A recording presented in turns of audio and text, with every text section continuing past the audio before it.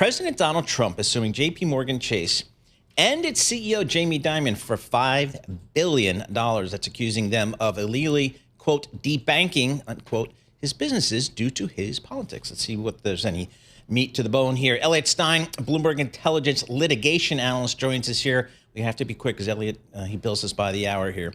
Elliot, talk to us about this case. Does this have merit, do you think?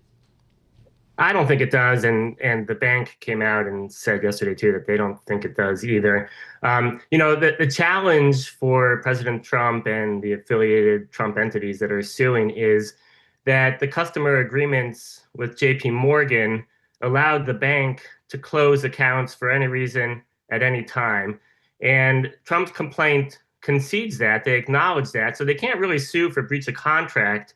So they're stuck with what's called a breach of the implied covenant of good faith and fair dealing, which is sort of saying that JPMorgan violated the spirit of the contract by, allegedly debanking Trump for political reasons, which is unlawful. But they don't cite what law was violated. So I think the Trump entities are going to have a hard time winning this case. And I think JPMorgan has a good shot of winning on its anticipated motion to dismiss. Let me ask a dumb question, Elliot. Is this Donald Trump, the private citizen, suing JPMorgan and Jamie Dimon, or the White House suing JPMorgan and Jamie Dimon? Who pays for the lawyers? It's Trump in his individual capacity, and then many Trump organization entities. They're saying that after the January 6th riots, JPMorgan closed their account. So at that point, he wasn't president anymore in any event. Is there a scenario where maybe just JPMorgan, I guess if they don't win summary judgment, maybe they just settle out of court or something like that? Yeah, I mean, that's certainly within the realm of possibilities. I think the bank's definitely going to take a shot on a motion to dismiss. We'll probably see that in the coming weeks. And then, and I think they have a good shot at winning that. But, it's a pretty low bar generally for a plaintiff to get over a motion to dismiss. They just have to allege, plausible allegations. But so let's say JPMorgan loses on its motion to dismiss and the case proceeds into discovery. JPMorgan will have another shot on summary judgment to try to avoid trial and say that there's not enough, facts developed to warrant going to trial. I think if they lose that, then you're talking about a settlement rather than going to trial. And we've seen Trump sort of win settlements from other, business entities that he's sued, especially in the media space, like ABC and Paramount and YouTube, Google, and others, sort of in this like $15 to $25 million range. So that's potentially an outcome that we're not ruling out down the road. So the other angle to this is that JPMorgan has asked, or says it has asked, multiple administrations under different presidents to change rules that oversee it and other banks that, quote, put us in this position to perhaps restrict some clients' access to banking services because of various requirements or overviews. What kind of rules are in place that JPMorgan might be put in this position?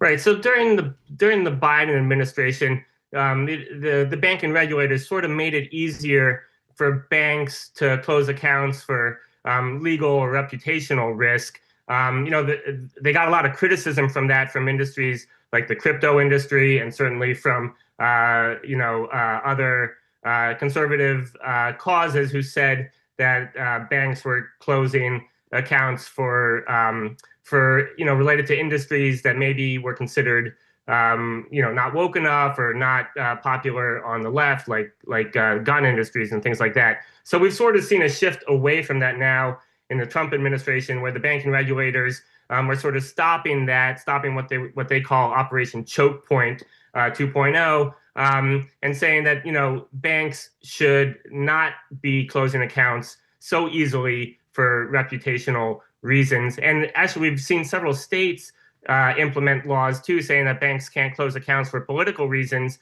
like Florida, for instance, where this lawsuit was brought. But those laws were not in place back in 2021. The Florida law, for instance, didn't come into effect until 2024. So that sort of goes to the point I was making earlier that, there's no law here that Trump can point to that say that JPMorgan violated. I guess what got my attention here on this story, Elliot, was naming CEO Jamie Dimon personally in the suit. What's the strategy there, do you think? It's hard to say exactly what the strategy there is. Dimon and Trump have sort of been going back and forth, on various issues related to, for instance, Trump sort of attacking the Federal Reserve and also his proposal to cap credit card interest rates at 10%.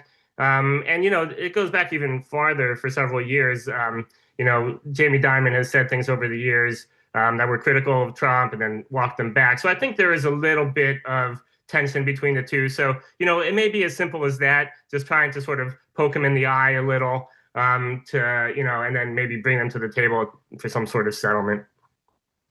We also know that the Trump, his company or his companies have also sued other companies like Capital One, BBC, the New York Times. Have any of those come to anything?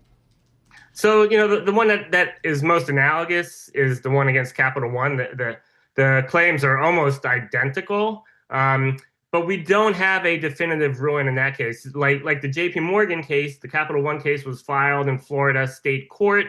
That actually got removed to federal court for sort of arcane reasons that only lawyers appreciate. So I won't bore you with it. But I don't think JPMorgan is going to have the same reasons for removing it to federal court. So I think the JPMorgan case may stay in state court. But in the Capital One case, we're waiting for a decision from the court on Capital One's motion to dismiss, which I think will be informative with respect to the JPMorgan case. All right, Elliot, thanks so much. We appreciate it. You can send a bill directly to John Tucker.